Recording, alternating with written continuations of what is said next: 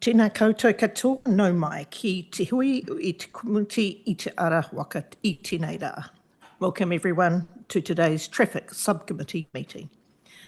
The emergency procedures are on the screen for you to look at. In the event of a fire, there's two exits from the chambers, one on the west wall and the other on the north wall, onto the balcony, down through the clock tower. On hearing the fire alarm, the Democracy Advisor will show you to the assembly point, and in the event of an earthquake, please drop cover and hold until a shaking stops. Mobile phones, if we can ask that all mobile phones be switched to silent mode, and a reminder to members to use microphones. And this meeting is being live streamed. If you'd like to join me for the opening formalities, me karakia tātou. Join me in karakia. Whakatau hau ki te uru, whakatau hau ki te tonga, kia mā kina ki uta, kia mā tarata ki tai. E he aki ana te atakura, he tio, he huka, he hauhu, tihei, mauri ora. We don't have any apologies for the meeting, but we do have our lateness. And just to reinforce, we on screen joining us are Councillor Brady Dyer, Councillor Gabriel Tupou. In public comment, we have three speakers, or three groups of speakers. I would like to welcome to the public speaking chair and the microphone there. The first speakers Grant Rutherford, Marina Tonise, Nikki Louise, representing Wheels and Canes Disability Advocacy Group, speaking to item 5 on mobility parking.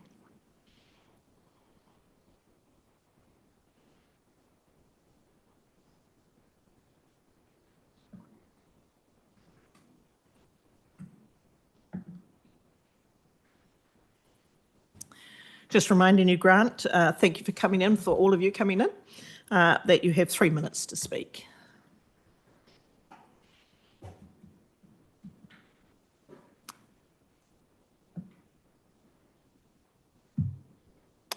We just need to light up your microphone. Thank you. There you go. Good afternoon.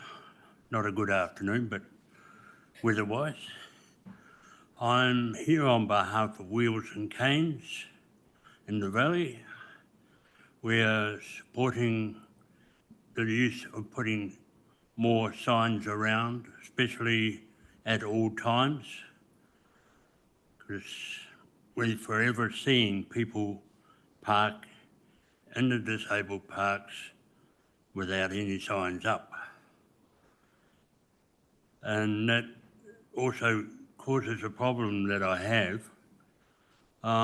If we see a vehicle there with no signs, we can take a photo of it, especially the number plate and no signing. But who do we give it to? We've been told to council and we've been told to police. Who is officially looking after it? That's the only problem we strike, is so many people do it. The two special ones I deal with mainly is the ones opposite the Naenae pools, and they're really bad for people just stopping there, going into the shop to get a pie and then coming back out.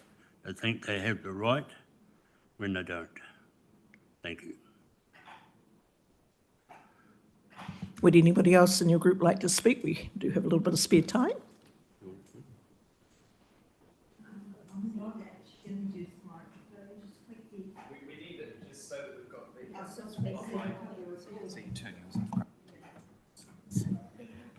I just wanted to say, just to add to what Grant has said, we have a problem with days at 5 o'clock becoming non-disabled days. And we'd like to maintain the disabled bays throughout. So everybody is told that's a disabled bay, don't use it at any time, not between 8 and 5, because we don't stop going out at 5 o'clock. So, but we have a problem with finding a bay. Thank you very much. Does any member have any questions? Councillor Mitchell.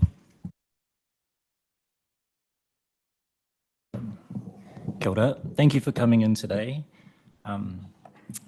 My question for you, Grant, doesn't pertain to what you've said today, but it feels like quite a long time ago, on behalf of Wheels and Canes, you requested that council works with Wheels and Canes to develop a best practice for the design of mobility parks in Lower Hutt, and there were some particular issues at that time, which you may recall. Did that actually happen? Have you worked with council officers and given them your input onto how mobility parks should be designed?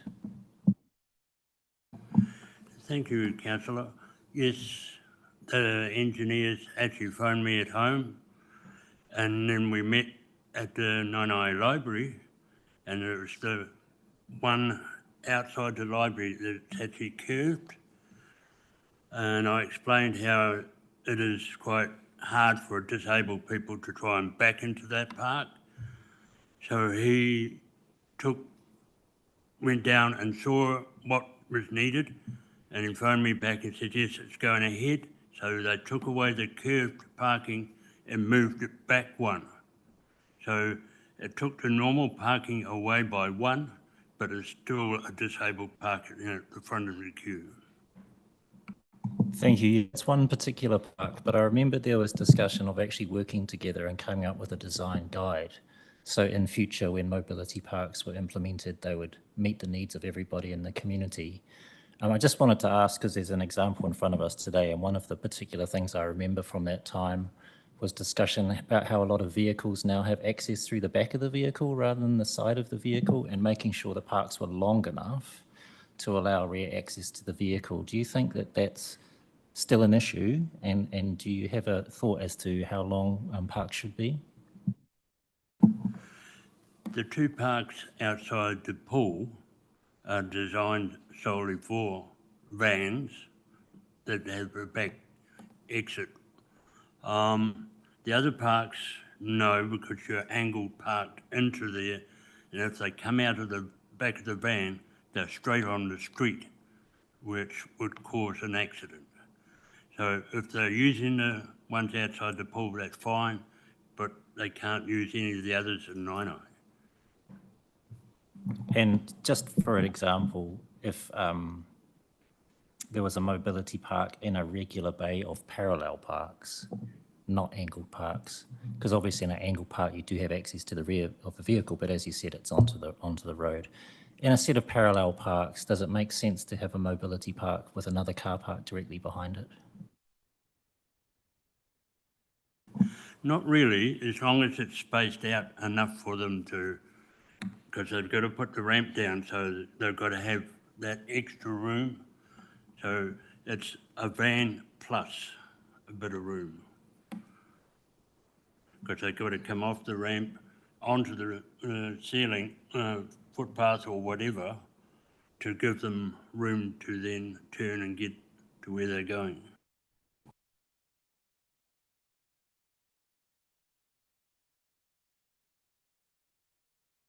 So, you know, you've got to have enough space, not only for the, because you've got to back up the wheelchair. So if the parking is where the traffic is flowing, so that could be a barrier, and that's health and safety there. So yes, you've got to look at all those stuff, you know. With the offloading in front, that's a good idea, you know, because it's actually off, you know, it's actually parking straight, and the wheelchairs are still on the side, not out on the road.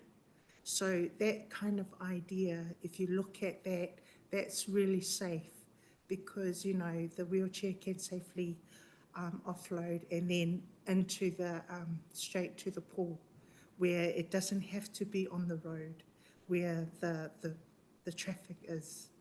So that's mainly what we're trying to say. Thank you. It would be good to have some commentary from Head of Transport, Paul Hewitt, when he comes to speak to the paper. We are going to move it forward for you, just while you're here in the chambers. I'd like to say, Grant, I share your frustration, particularly outside Trade Kitchen in Naenae, where I myself observed a large number of people parking in the zone in the mobility park when they shouldn't be. So that's a parking enforcement thing, but we can get Paul to talk to that as well too when he comes to speak to the paper. Are there any other questions? Thank you so much for coming in. We really appreciate you taking the time, and we will move that paper forward so that we can address that while you're still here. You talk with that one outside the trade. You talk with that one outside the trade school. I particularly went there one day and there was a gentleman sitting in his car, had no sign up. So all I did was walk up to the sign and pointed to it, then looked back at him. He started his car up and drove off. He knew exactly what it was there for, but he was abusing it. Well, that's a very non-confrontational way of doing it, Grant, so I might take your advice the next time, but we do know enforcement will also stop them from parking in that space as well too. Thank you very much.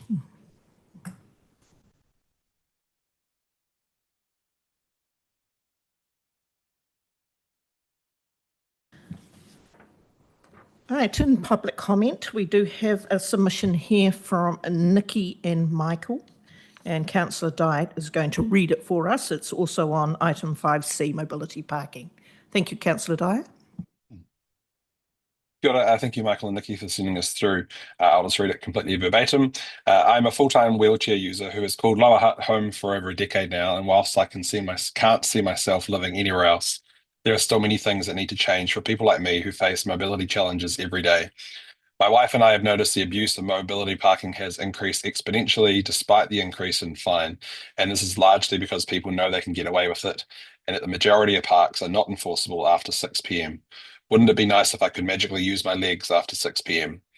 My hope for the Hutt is to lead the way for the whole of New Zealand to become more disability friendly by making these parks enforceable 24/7, to have wardens available 24/7 to issue tickets, and to make it so that a passerby can send photos clearly showing the permit in a mobility park and rego that leads to a fine.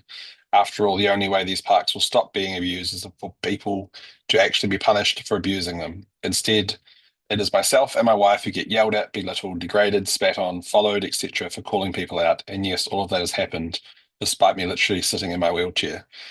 The other major issue I face is cars parked obstructing the footpath. I am lucky enough that I am pretty nimble and can get around on the road around with ease, but even so, this can be pretty frightening sometimes on busier roads such as Taita Drive. I mention this because I note that it has been mentioned that the council proposes to paint more yellow lines in some areas for safety, but I don't imagine that would solve anything, as it is also illegal to park on the footpath, but that's a daily occurrence. I love Lower Hutt, but I'm getting tired of fighting the law to be upheld and feeling like Lower Hutt City Council couldn't care less about the disabled community. Thank you for giving me the opportunity to voice my opinion. Thank you very much, Councillor Dyer. It's clear that there is quite an issue out there in our community. I'm really, really upset that this occurs, on a regular basis, it seems, for anybody who is in a wheelchair or disabled in any way. But hopefully what we're doing today will go some way towards addressing some of that, but obviously enforcement's quite a key as well too. I would like to call to the Chair, Kaz Young, who is speaking to item 5A, parking update on Jackson Street. Kia ora, Chair and Councillors. I will just quickly say a sentence there. Obviously, I'm fully supportive of the mobility parks being 24/7. I think Michael, Nikki and the team from Wheels and Canes have said it all. It's pretty much a no-brainer, and I'm surprised it hasn't happened already, to be honest. But moving on to the joyous topic of parking and updates within Jackson Street, as in your papers on number 3 of recommendations and 11 of discussion, and it's kind of been alluded to by Councillor Mitchell around some of that best practice conversation. And although I come here as an individual obviously I can't take myself out of a meeting that I was physically present at. So it comes with that context of having been at the Petone Community Board and being quite vocal and recognising that there are possibly some omissions around what happened at our meeting as well. And of course, Tory Street was one suggestion that came up, but I am also really mindful of the initial suggestion of which that's pretty much outside that corner on Cuba and Jackson Street would then be moved to the other side of the road. And I had a number of concerns, particularly around the busyness, but also something that Councillor Mitchell alluded to, which was around the lack of being able to load or unload from the rear of a vehicle if you needed to. And I actually took a moment to have a look at that section of the street because actually I think there is a bit of a gap of not having a mobility park on that side of the road, particularly in that block. And actually I think only just a few parks down there are possibilities if there is something that council is wanting to do. But I look at the suggestion that's on that is back in on papers today, and I think, oh, we're back at square one with an inability to be able to load from the rear if need be, and it kind of concerns me that that's still there, because the same problems kind of happen there as well. And yeah, I'd like to think that council are thinking a bit more carefully about where they're putting those parks, and that kind of alludes to my second point around that best practice. My hope is that council would actually be looking at this as a bigger picture around what is best practice, not just within the spacing of parks, but also where they are placed. Obviously, there seems to be some sort of a mix of different parks across the street on Jackson Street in that area, in that vicinity, but what is the network of them all? Because actually they do play off each other, and it's great that there's been some consideration around users of those parks and places near those parks, but actually I'd like to think that humans are humans and they can go anywhere and everywhere, and they should have those possibilities too. And so, yeah, my hope is that there would be some sort of focus or thought from council at some stage around what is best practice and what is the best network that they can come up with when it comes to mobility parks, and that's actually in deep consultation, perhaps a co-creation of how that works with that community, rather than just a tick box of, yep, we do want those on the street, but actually devil in the detail, where in the street. Kia ora. Thank you. Do members, any members have a question of Kaz? There are none. Thank you very much for coming in, and you've raised some very good points, which I'm sure will be addressed when the paper is raised. So I would, moving on to item number 4, conflict of interest declarations. I call on members to declare any conflicts of interest that they may have in relation to the items on the agenda. There are none.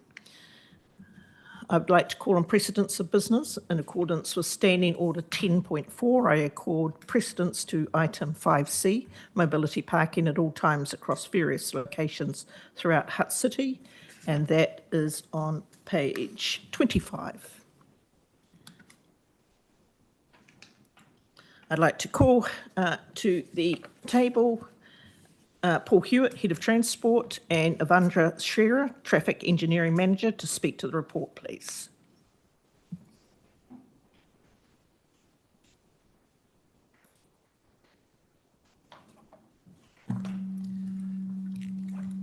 Kia ora. Thank you, Chair.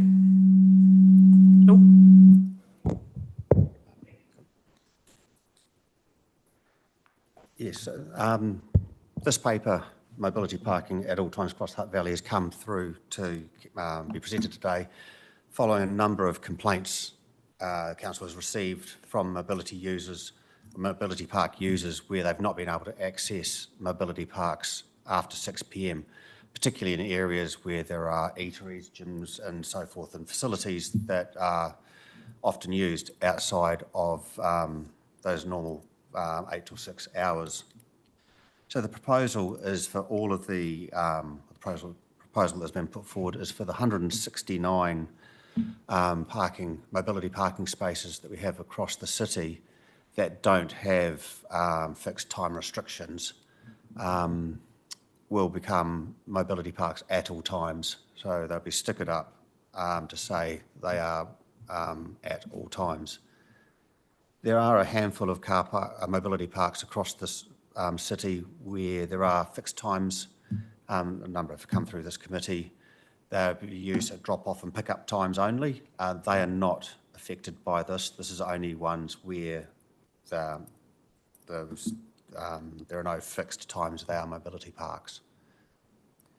Also, there are some where there are existing time restrictions, a P120 or anything like that. They will still be, they're included in this, so they'll be P120, but still they'll be applicable at all times.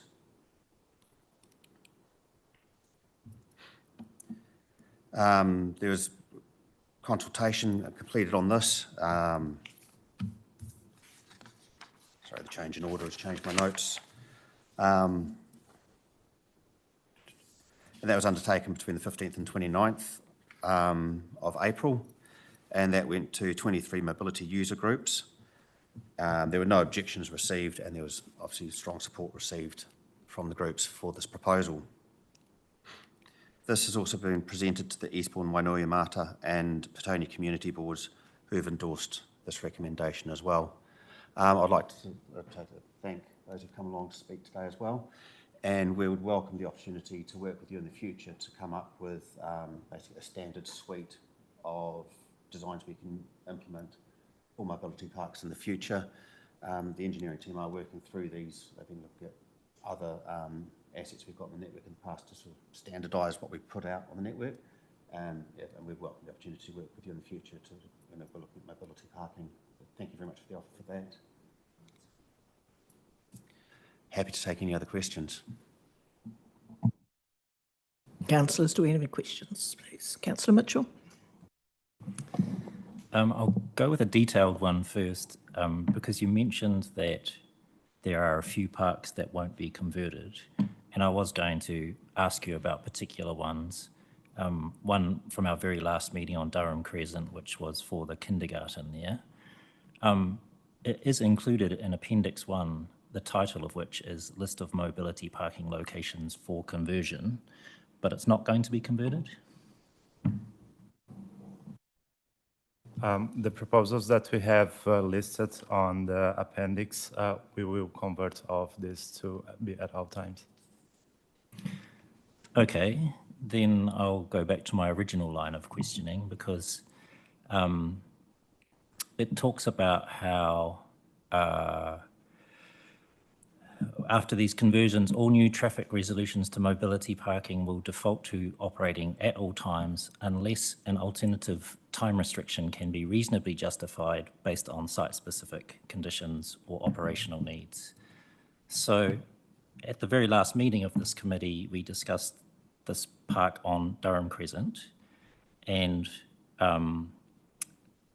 what we were told in the papers last meeting was typically council officers recommend mobility parking restrictions to operate at all times. Due to high parking demand in the area, officers propose that the mobility parking restrictions operate from 8:30 to 8:30 to 3:30 on kindergarten days. So at our last meeting, an alternative time restriction was reasonably justified. And now at the subsequent meeting, the very next meeting of this committee, it seems that that same time restriction can't be justified. So I'm just kind of lost as to how something that made sense 8 weeks ago doesn't make sense today.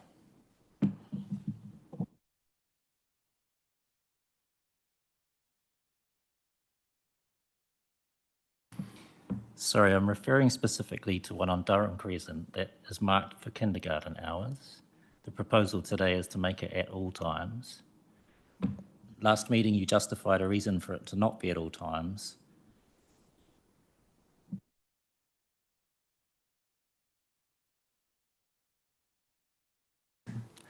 No, thank you, Councillor. Through the chair, yes, that's absolutely correct. That is one that should not be on the list. We will double check this list. Yeah, if you could. There were, just eyeballing the list, there were a couple of schools that had very similar ones that are on the list as well. So if you could just double check the list, that they seem to have very good reasons why they weren't at all times. I very much agree in principle and for all of the other ones, but just a few that need another look at. Thank you. Thank you, Councillor. Councillor Mitchell, another question? Yeah, and if I could ask a more general question, because it came through in, I think it was in the written statement that was read out. maybe Grant mentioned it as well, but the question of people being able to report illegal parking in mobility parks by taking a photograph, sending a photograph. What are our rules or process around that? Cool. Thank you, Councillor. Through the chair. Enforcement for parking would be undertaken through the parking enforcement team within council, not typically through the police. So for anything, please send it through to the council. We can't, well, my understanding is we won't issue tickets based on third-party photographs that are sent through. They can only be issued via parking wardens. But as we become aware of these particular locations where any car parking is being abused, the parking enforcement team can basically target those areas for the future as well to undertake additional parking enforcement where we know there are problem areas.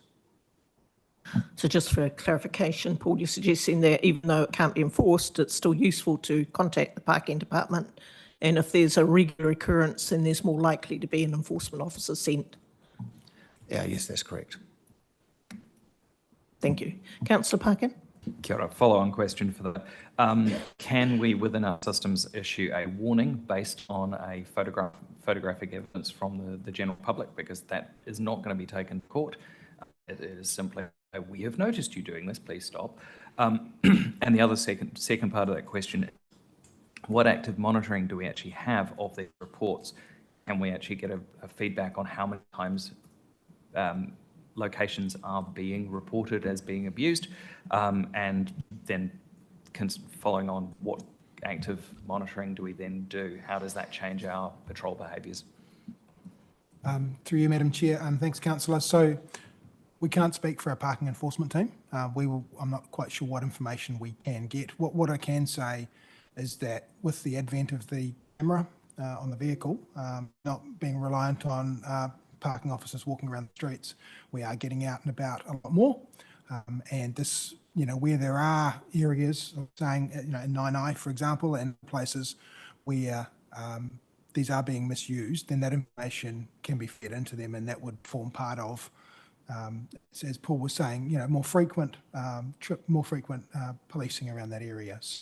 But as far as numbers and those sorts of things, I don't know whether we can retrospectively send a warning after a photo or not. We need to look into that. We just need to manage, I suppose, also the difference between that and resourcing as to what we can put our time and energy into. So, but we'll look into that and come back via elected members.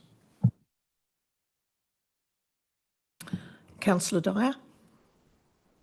Thank you. There'd been a previous question, I think, from Councillor Parkin about using the parking services vehicles you just mentioned, John.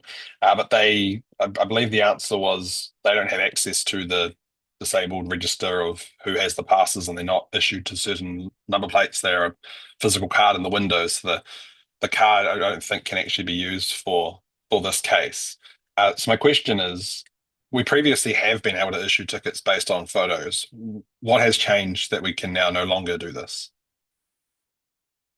Through you, Madam Chair. Thank you, Councillor. We need to look into that and into what processes they're using at the moment, because it's not our area. We can't really answer exactly why not.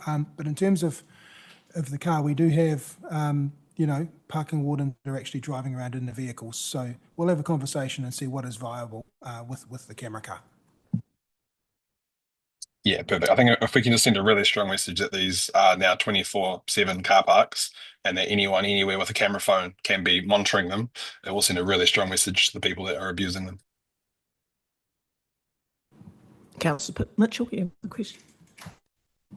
Yeah, I'm just coming back to a question I asked of Grant in a situation I mentioned where I think it was about 4 or 5 years now, an approach was made to Mayor Barry for officers to work with disability advocacy groups to come up with the best practice for implementing, designing and implementing mobility parks.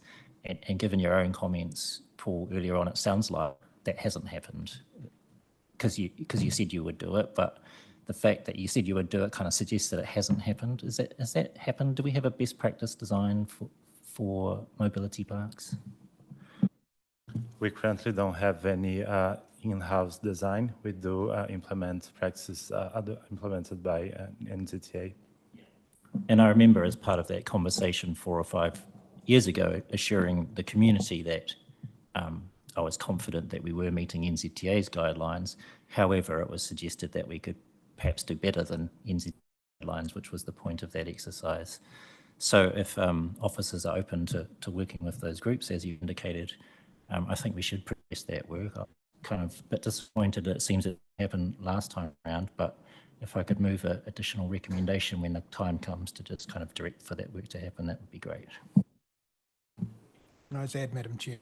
So completely agree, and I think it has been ad hoc, and we've had some officers within council who we've worked with, who've worked with the groups as well, both directly and indirectly. But coming up, as we head into next year, and we're just formulating that work program, but having a look at our pedestrian crossings from an accessibility perspective will be part of that. So this is a good time. So not only with mobility parks, but also looking at pedestrian crossings, amongst other things. It's good timing, and we do need to increase our cooperation and working with the community on a number of our works, not just with crossings and mobility parks, but with shared pathways moving forward and various other things as we go. So absolutely. Just a question from me before we take a little bit of break to have a look at the wording for the recommendations.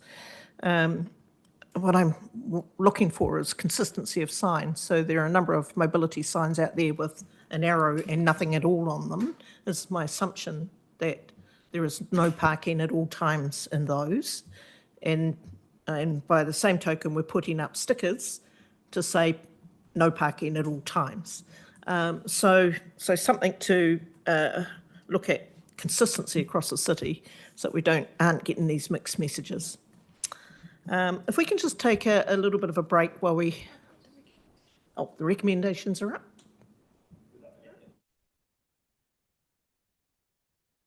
I think they're trying to say my hand is up. Sorry, Councillor Dyer again. Yeah, so I just had a quick question. It was actually, I had written down for the Jackson Street parking, but it's probably more relevant actually for this one. Just wanting like absolute assurance from officers that the signage, these signs are going to go in places where we have paid parking, not at all times. There may be some confusion that these mobility parks are still paid parking at all times because they're going to say on them, mobility park, paid parking at all times. I'm assuming they aren't paid parks at all times. I'm assuming they're mobility at all times, but just want to make sure that officers are completely across this sort of grey area because we wouldn't have had this occurred anywhere else in the city ever before, where we have one sign where it's only partially at all times and the paid parking is not. Does that make any sense? I'm just want to making sure that whoever's designing these signs has kind of got that in the back of their mind. Thank you, Councillor. Just through the chair. Yes, we will go through and check those signs. For the most part, mobility signs are generally standalone. So they'll just have the mobility piece and at all times underneath on a sticker they'll be added on. The paid parking signs will be separate, where if there are any occurrences where they are currently duplicated onto one sign, we'll have to we'll be changing those signs out to separate them to make it as clear as possible. Thank you. So a couple of questions. One quick follow-up from that. Can we please run those test signs through a small group of people who are non-users and non-experts just to make sure that they are going to interpret those correctly? Because that will be a lot cheaper than trying to fix it afterwards. And the other question is, with the Appendix 1 and the list of mobility parks, could we have the complete list of the mobility parks that are going to be changed and a complete list of the mobility parks that are going to not be 24 at all times, just for clarity's sake, so that we can see and the public can see which ones are going to be 24 hours and which ones have really good reasons for not being 24. Yeah, thank you, Councillor. Through the chair, yes, we can provide lists, well, a list of each for those. Yeah. And not forgetting that Durham Crescent needs to have an addition to that as well too. There's a lot of work to be done on this paper, isn't there? But certainly I think we all here absolutely agree with the intent of this paper. and it just needs a little bit of tweaking around best practice, design guides, enforcement, stickers, consistent messaging. But I think we're on the right track. We're getting started. Now, if we can put up the recommendations, please, let's have a look at what that looks like.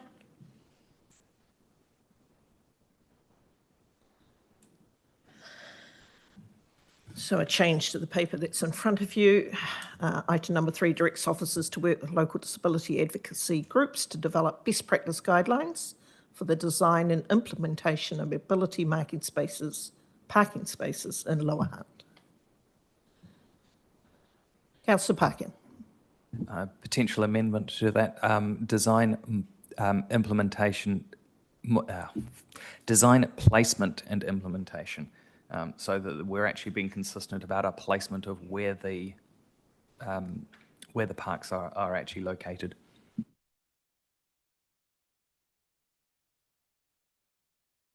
I'm happy with that. Any other questions before it goes? Sorry, just a question on that. I'm assuming you're not proposing that this 169 list goes through that new design placement and implementation guide. That's just a separate piece for going forward that we've already discussed.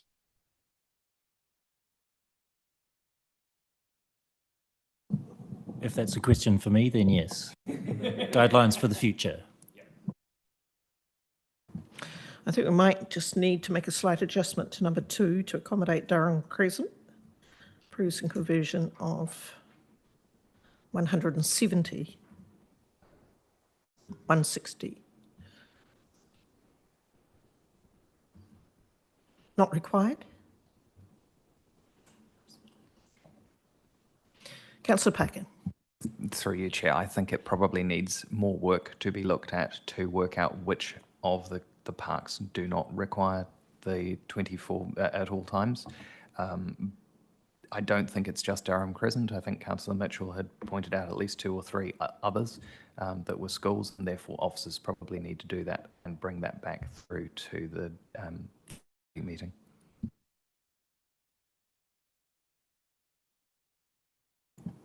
Thank you for that. We can do some work on that and it can come back to Council for approval. Any other questions? Councillor Dyer, have you still got your hand up? No, it just went down. Yeah, sorry, I was just going to say, seeing if that list could come to the council cycle where this gets signed off, not having to go back through another whole traffic subcommittee cycle. If not, mayors and chairs would be fine.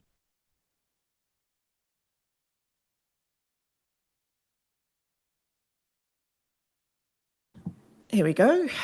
So I move that recommendations number 1 to 5 on page 25 are approved. Do I have a seconder? Councillor Mitchell, is there any debate? Sorry, there's a question of still if we need to modify number 2. I mean, this is a recommendation to council. I think that number will be different by the time it comes to council, but we're not sure exactly what it will be. And I'm sure that officers will provide an appropriate recommendation, updated recommendation, number 2. Just give us a little moment, we'll adjust that. I don't think it needs an adjustment, Chair. I think the officers have noted that there's still work to be done and that a revised recommendation 2 will come through to council.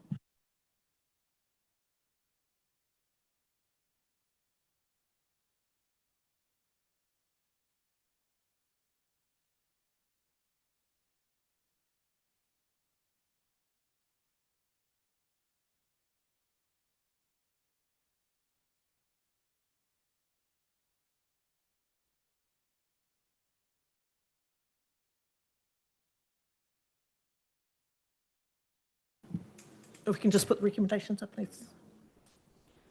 I'll read these out so that they're clear.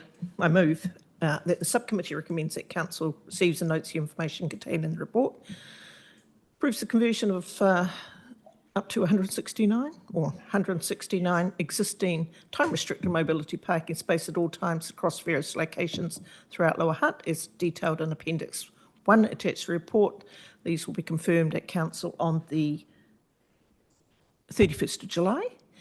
directs officers to work with local disability advocacy groups to develop best practice guidelines for the design, placement and implementation of mobility parking spaces in Lower Hutt.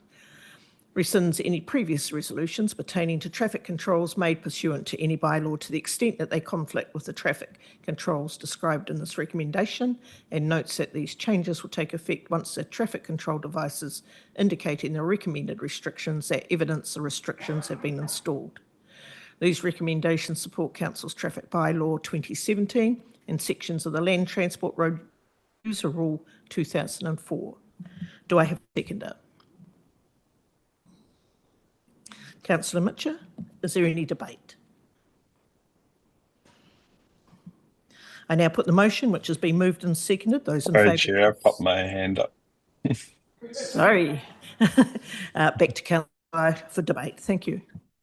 G'day, thank you. When I first asked for this change a couple of years ago now, it seemed pretty small on paper.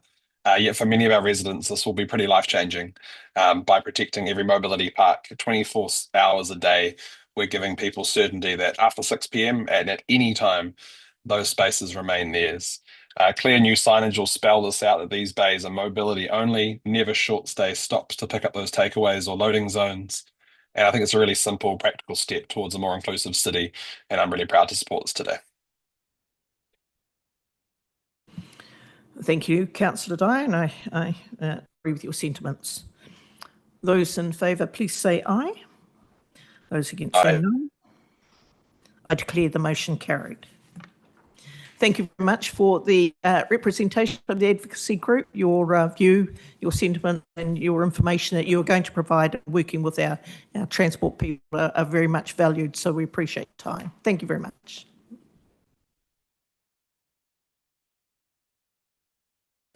Right, going back in order, we're going back to item 5A. Recommendations to Te Kauna Here or Te Awa Kairangi Council on the 31st of July 2025. Parking updates for Jackson Street, Petone, page 6 of the agenda. We already have officers at the table. Would you like to add to the report, Paul? Thank you, Chair. This report came around subsequent to the introduction of paid parking on Jackson Street, where a lot of submissions were made outside of the immediate realm of paid parking, where there was consideration of loading zones and mobility parking, where improvements could be made along Jackson Street. So this paper is following up on that commitment to look at changes that could be made. Council officers had engaged with the Jackson Street project as a means to get around all the shops and the likes on Jackson Street, and came up with the recommendations that are put forward in this paper, which included a new P10 loading zone outside 311 Jackson Street, relocating one paid mobility park from outside 376 to outside 354 Jackson Street, and subsequent relocating and the associated HC2 car park, and converting two HC2 parks to mobility parks outside 288 and 306 Jackson Street. The focus of this review was very much around supporting businesses and accessibility to the facilities on Jackson Street. These proposals had been, after conversations with Jackson Street, the proposals were put out for consultation, and that was undertaken between the 16th of April and the 7th of May, which included delivery of letters to all the properties along the affected section of Jackson Street and engagement with mobility advocacy groups. There were 2 submissions received. One was in favour of the changes and one was against. The one that was received was against the proposals with respect to the mobility park outside 376 Jackson Street, where they believed it would make it more difficult for those with mobility issues to access shops if the mobility park was put on the opposite side of the road as was originally proposed. This paper was put to the Petone Community Board as well, who were in favour of the P10 loading zone and the conversion of the 2 mobility parks outside 288 and 306 Jackson Street. But there was as has been mentioned, quite a bit of conversation around the relocation of the park, mobility park from 376 Jackson Street, which is the page 11, at least as I've got it on the pack. Page 9 on our papers. Okay. Oh, 11 it is. As Kaz alluded to earlier in public comment, the original proposal was to shift the car park, the mobility park, to the opposite side of the road on the approach to the traffic lights.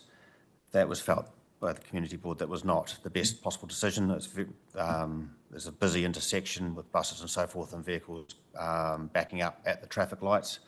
A suggestion was put through to move the mobility park onto Tory Street, on the side street there, and replace one of the P15 parks with the mobility park. It was felt by officers that that would lend itself to the mobility park basically being abused by others who wanted a short stop to jump in and pop to the shops, and it'll end up being not available for mobility users. And they felt in this situation to have a mobility park near the location of the existing one, the location that's put forward to you to be on the corner there was the best option available at this location.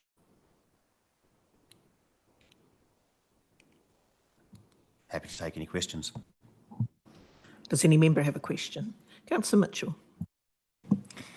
Yeah, having heard the response in public comment about the need for access to rear vehicles, do officers still feel that this proposed location at 354 Street is the best option? Part of our assessment, we looked at what are the operating speeds on the road and the side distances in relation to oncoming cars. Based on this, we are comfortable with what we are proposing. Will a van be able to lower a ramp from its back door and remove a wheelchair in this park if there's someone parked behind it?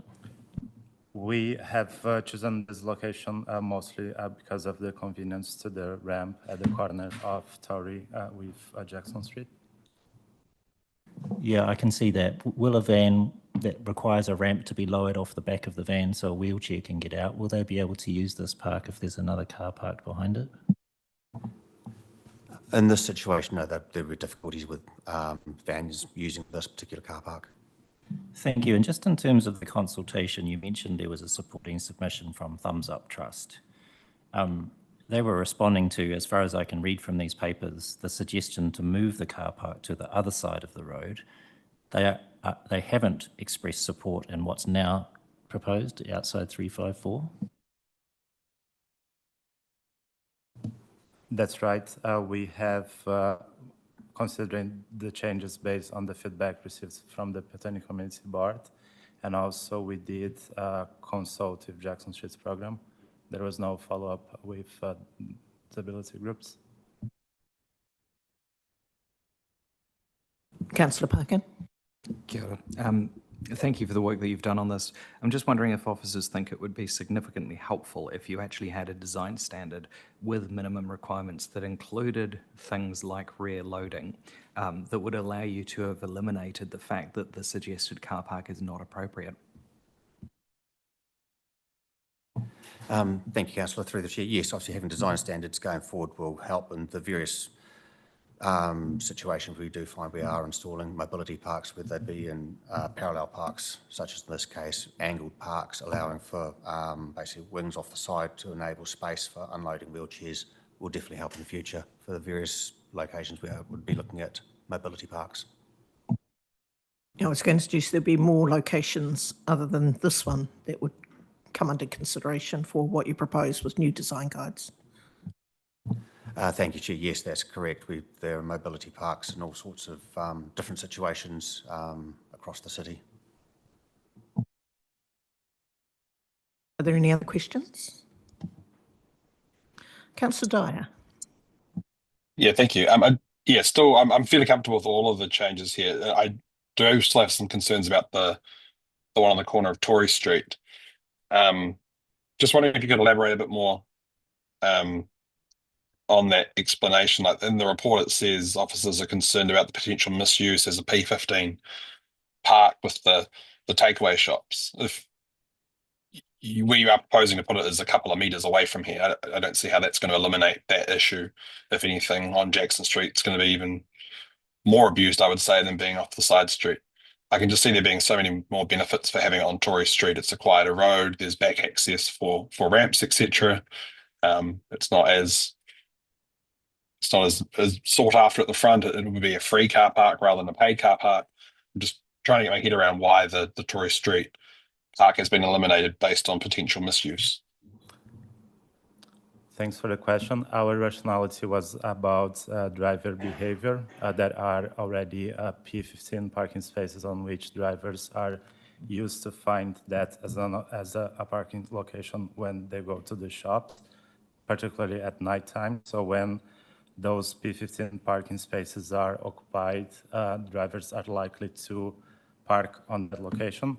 And additionally, this a suggestion to have the mobility on Jackson Street is also regarding an easier location for drivers to easily identify where the parking would be. If we would have the mobility on Tory Street, potentially only drivers that are familiarized with the area would end up parking at that location. Thank you for that. I get that, but it doesn't really answer my question how moving it 5 meters around the corner is going to eliminate it being used as a P15 for takeaways, which is the explanation given. But I don't see how that's going to eliminate that issue that you're raising. No, thank you for the question, Councillor. The theory behind that is with the existing P15 car parks there, people know there are the P15 parks which are unpaid on that section of Tory Street, and it was felt by officers that people who know they're there would continue to use the 3 spaces that are there as P15s, even if one of them was converted to a mobility park. They'd still basically chance it, jump in, use that spot, jump in and carry on as per normal. I guess time will tell on this particular one. Are there any further questions? Sorry, I did have one other one about the loading zone outside 311 Jackson Street being proposed to be changed to a loading zone at all times as a P10 loading zone. Am I right in assuming that in Lower Hutt we don't have sort of goods vehicles only passes, like literally anybody could use this loading zone as a P10 on Jackson Street? They don't have to be a particular size car or have a signed vehicle. Literally it's just a P10 loading zone on Jackson Street. According to the legislation, drivers can park up to 5 minutes. Anyone could technically park on the loading zone for 5 minutes, and after that it will be only for loading goods. Yeah, but you don't have to have a pass or be a commercial vehicle. It could be anybody that's gone into a shop to purchase something and is loading it into their car. It's a P10 for anyone. Thank you, Councillor. Through the chair, no, we don't. There is not a registration process for vehicles to use loading zones in the Hutt City.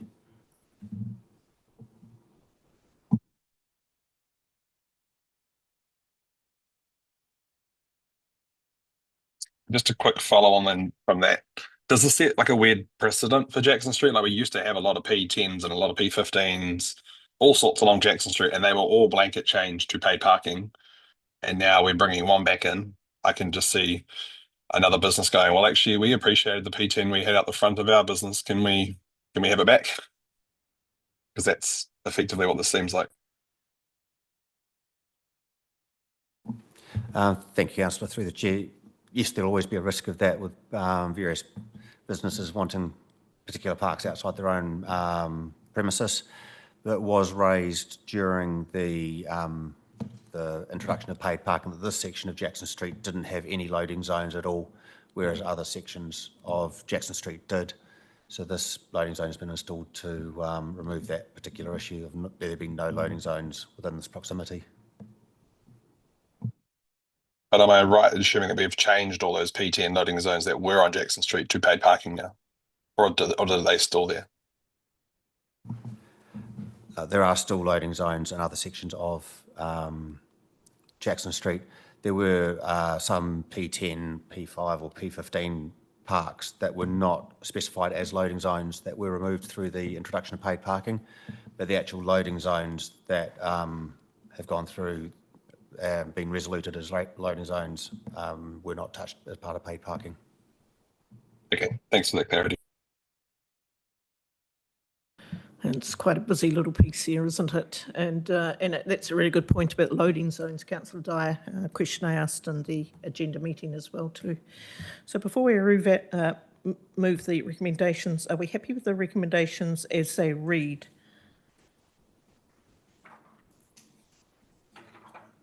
Councillor Mitchell. Yeah, Madam Chair, I'm really concerned about this particular mobility parking space proposed to be put outside 354 Jackson Street for a few particular reasons.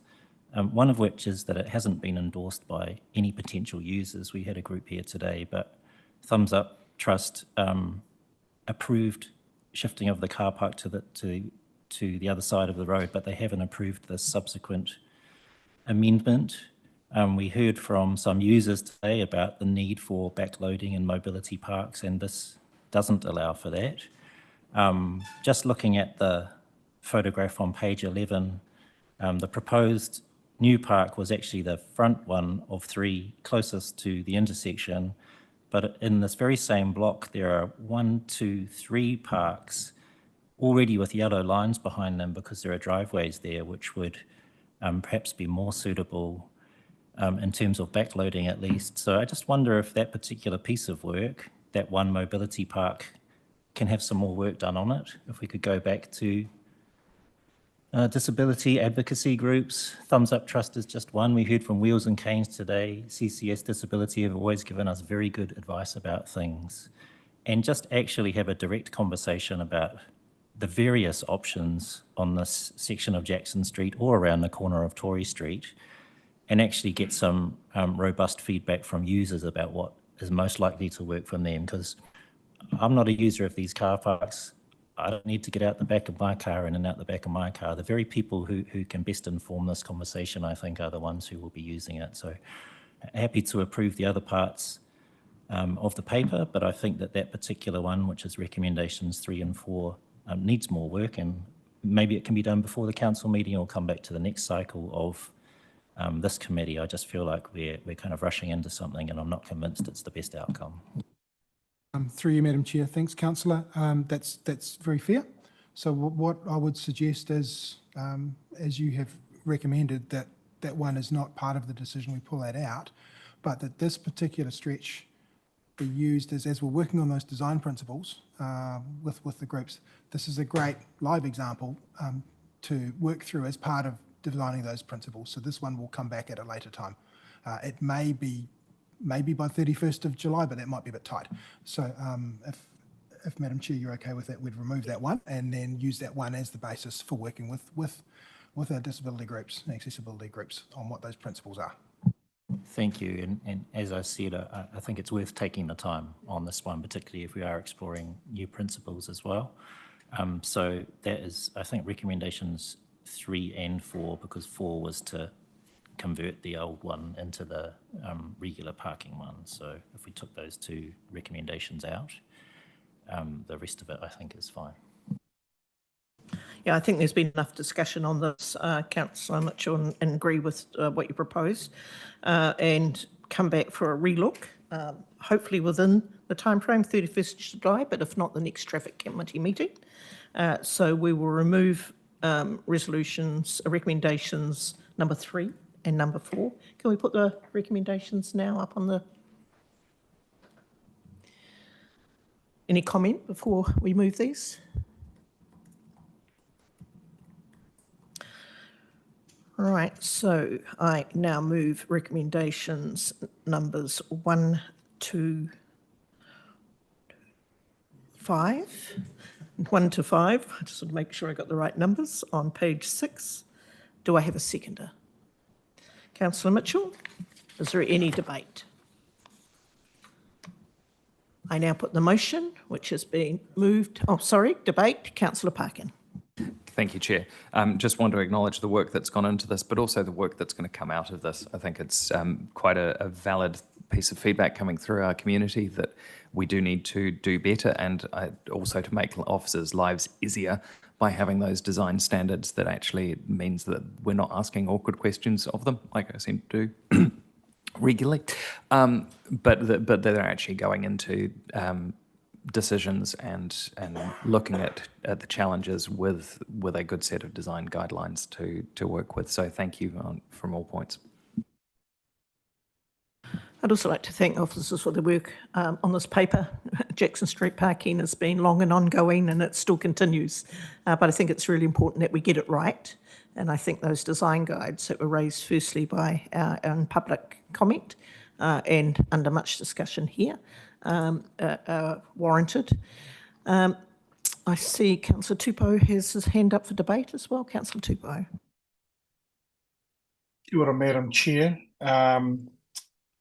This is not the first time where we've had an issue with parking where we have consulted stakeholders or nearby organisations and then perhaps revised those plans perhaps without going back to them again. So I'm just saying that there's been recent other examples of the Play Centre in Ellistown, etc. So I think for us to be mindful in our engagement that where there are variations or slight changes, which in some cases that cannot be anticipated beforehand, but to check in with those organisations again. And I know that with everything the officers do, there's a cost attached to that.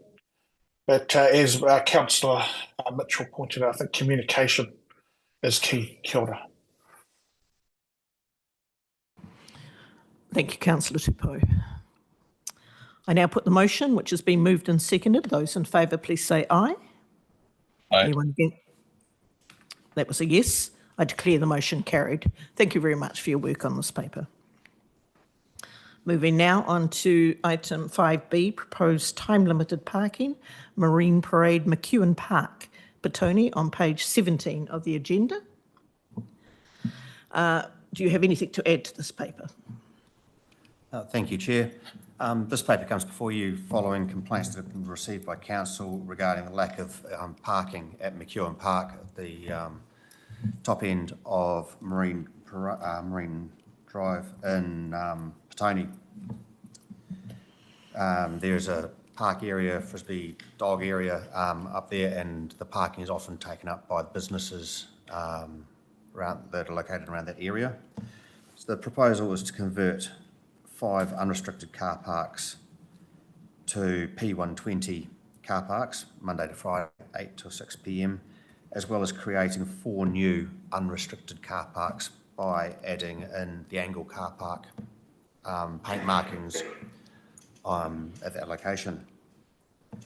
Consultation took place between the 10th of April and the 1st of May 2025, and it included all businesses and parked cars in the area. There were no submissions received subsequent to that consultation. This paper is also brought to the Community Board, the Petone Community Board, and the recommendation was endorsed by the Community Board. Happy to take any questions. Do we have any questions? Councillor Mitchell? Yeah, just for confirmation, 'cause it's not clear on the document, but the actual car park for McEwen Park, the one that's cut into the park there, is there any time restrictions in there?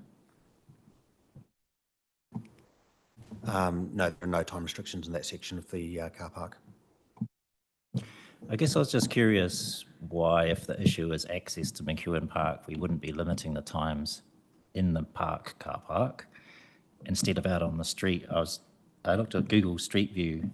It's quite funny, actually. There's one business, Hello Hirepool, whose vehicles are parked both in the actual park car park and outside on the street where it's proposed to put the time limited changes. So you might just end up shifting vehicles into the actual park car park if it's unrestricted there.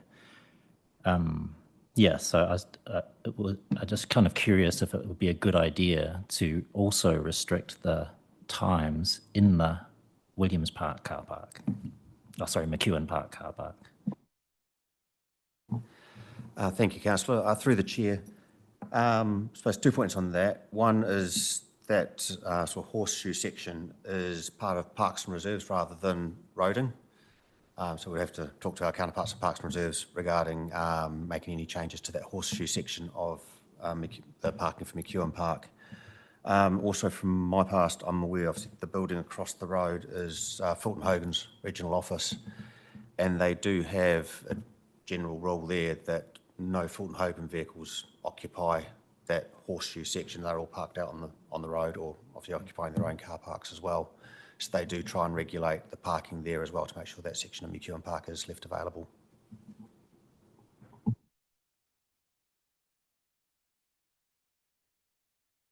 Councillor Parkin. Kia ora. Thank you for the work on this. Like Councillor Mitchell has pointed out, I think the idea of actually regulating the parking within McEwen Park sounds like a much more, well, a sensible idea. My question is the van or vehicle that's the white vehicle that's parked on the eastern side of the image next to where the proposed unrestricted parking. Is that vehicle, are we likely to see vehicles parked there as well? Is that going to cause a hazard, and should we also be looking at putting in broken yellow lines in that location to stop that from happening, or is that not an issue? We have not received any complaints regarding that. Now, with the implementation of the angle parking with edge lines, we don't expect drivers to do such practice. If that happens, we should be able to implement broken yellow lines under the process of delegated authority.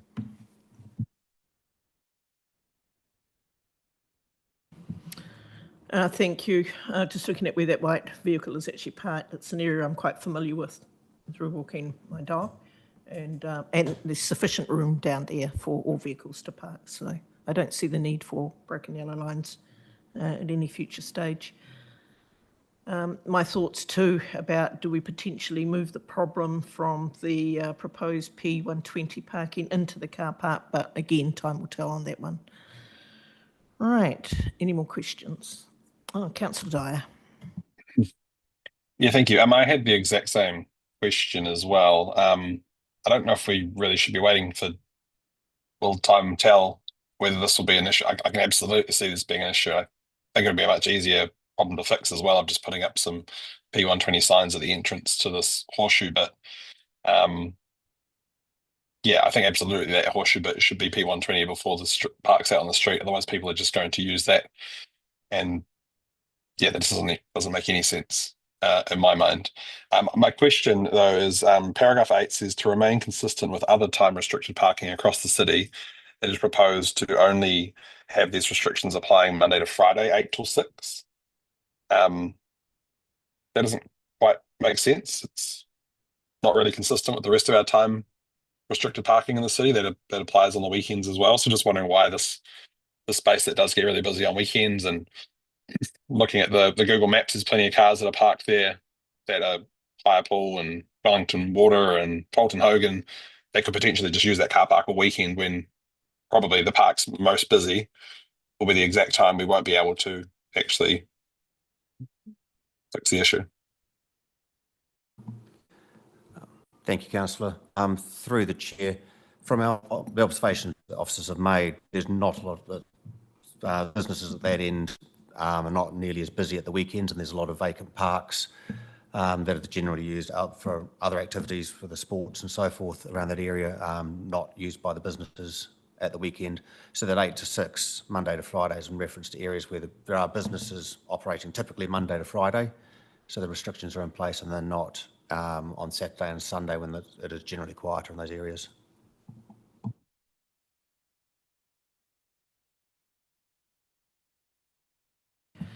Just my question in regards to the horseshoe area there with the 4 cars parked, 5 cars parked in there. Just my understanding from a comment you made earlier, it's part of Parks and Reserves. Is that something you would have discussed with that group before any decisions were made? Thank you, Chair. Yes, we would. perhaps it's something we can bring back at another time. Okay, thank you. So, any further questions? I move that recommendations 1 to 5 on page 17 recommendations 1 to 5 on page 17. Do I have a seconder? Councillor Parkin, is there any debate? I now put the motion. It's been moved and seconded. Those in favour, please Sorry, say Chair, we're aye. both, there's two. Sorry, I keep forgetting to look to the screen. Councillor Dyer, thank you. Councillor Tupou was first. Oh, kia ora. Thank you, Councillor. Thank you, Madam Chair. Look, just to thank the officers for this work, I've gone down there to use some of the businesses at times and have struggled to find a car park. And I'm sure that's the case for regular users such as yourself, Madam Chair. So I think it's important to strike the balance. Yes, the staff and workers need their car parking, but also the users of our city. So on paper, we may think this is a small change, but it's something that's very much needed. Kia ora. Councillor Dyer. Yeah, kia ora. I'll be voting against this one. I just don't think enough work's been done, particularly with the Parks and Rec team here. I think if we had spoken with them and they were fine with us doing the horseshoe, we wouldn't need to make any of the parks out on the street side restricted parking. So for now, I think I'll vote against this one and hope more work can be done with the Parks and Rec team. Thank you. So those in favour, Councillor Mitchell. Thank you.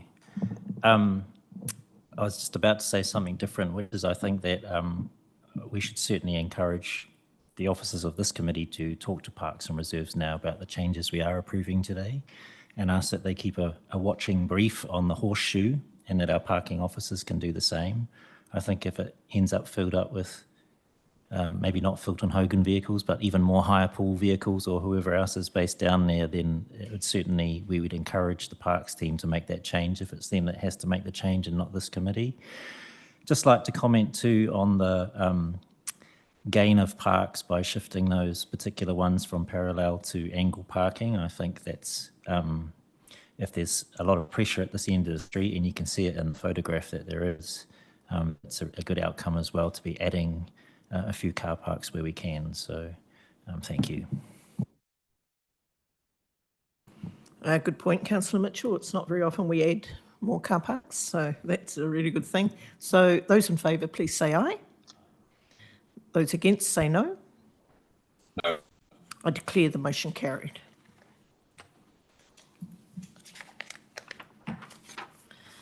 Moving on to item 5D, broken yellow lines. No stopping at all times between 26 and 43 Hotonga Street, Petone, page 35 of the agenda. Would you like to speak to the paper, please? Thank you, Chair.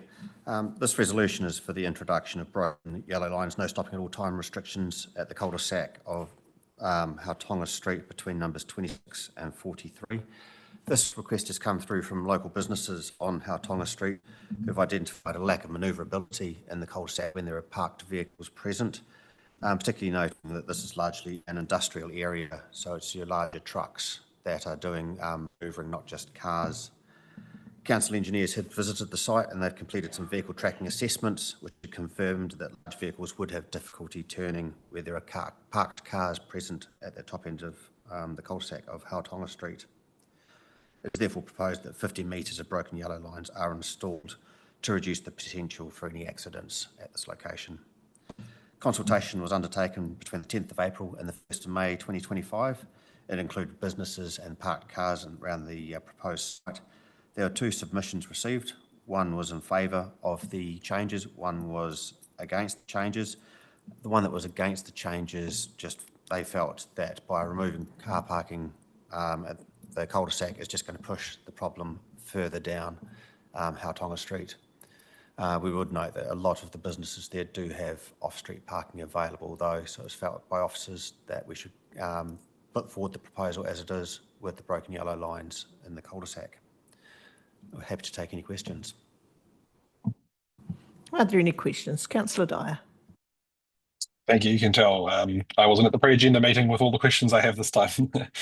My question is, at the last meeting, we signed off delegated authority to officers to implement some more minor broken yellow line changes. Is this one that would go through that, and it's only coming to us now because I'm assuming you're partway through the process with consultation, etc., that you've just sent it to us, or is this sort of over that threshold of what you would deem acceptable for officers to sign off without coming to the committee? Thank you, Councillor. Through the chair, this was one that would fall outside of the delegated authority. The delegated authority paper had some specific situations within which we would be able to install broken yellow lines, and this does fall outside that remit.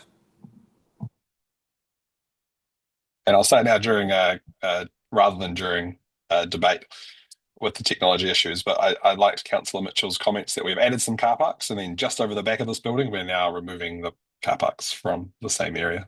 Net loss.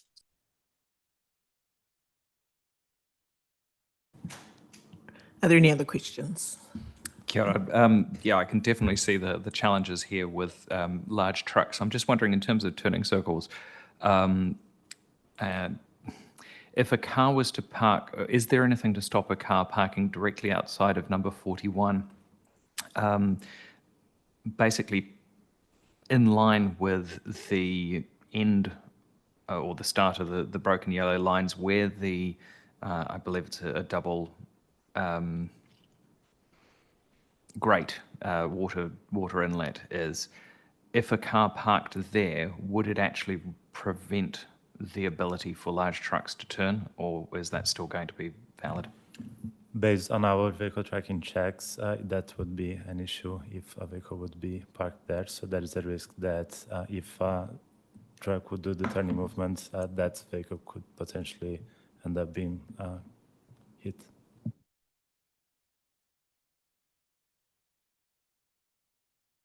Councillor Parkin again.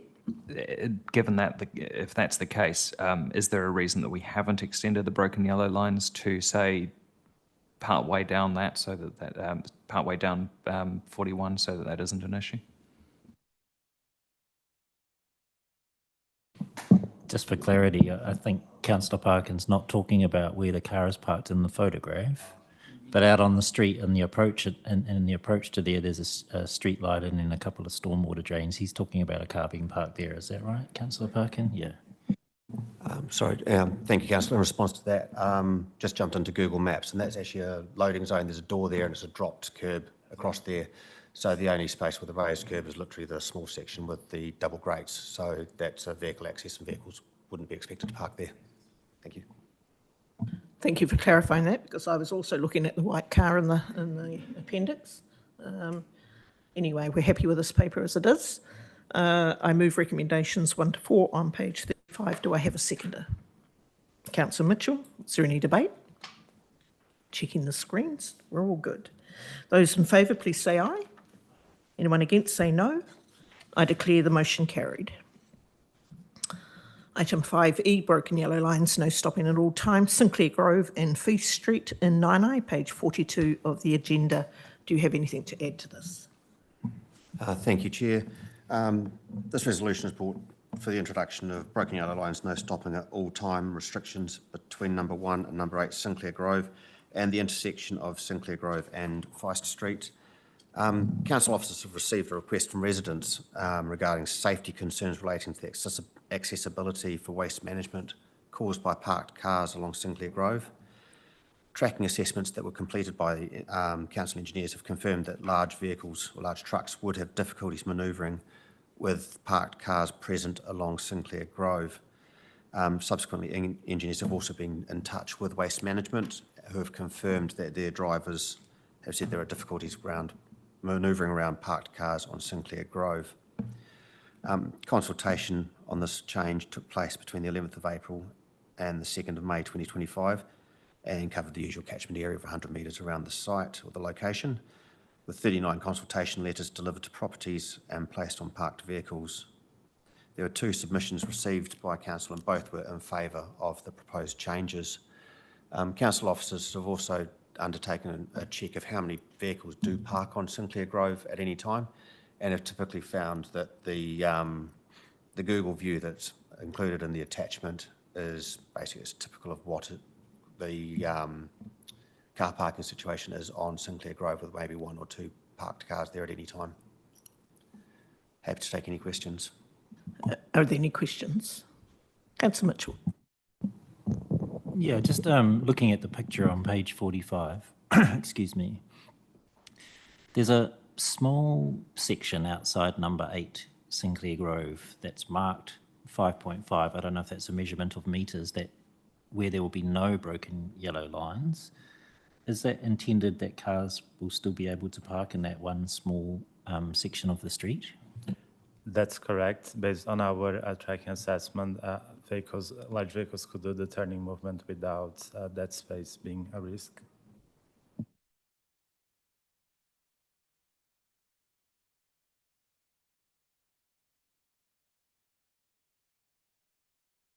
Any other questions? Sorry, I just missed your point about the 5.5, so that the broken lines won't be consistent around the whole of that street. Is there a footpath going down onto the street on that? Is that the reason why there's no parking yellow lines there? There is no footpath. However, based on our vehicle tracking checks, if a resident wants to park at that spot, that location will be safe for them. It's considered that they won't be in the way there, Chair, if they park in that small section. Okay, thank you for that. I move recommendations 1 to 4 on page 42. Do I have a seconder? Councillor Mitchell, is there any debate? I've now put the motion, which has been moved and seconded. Those in favour, please say aye.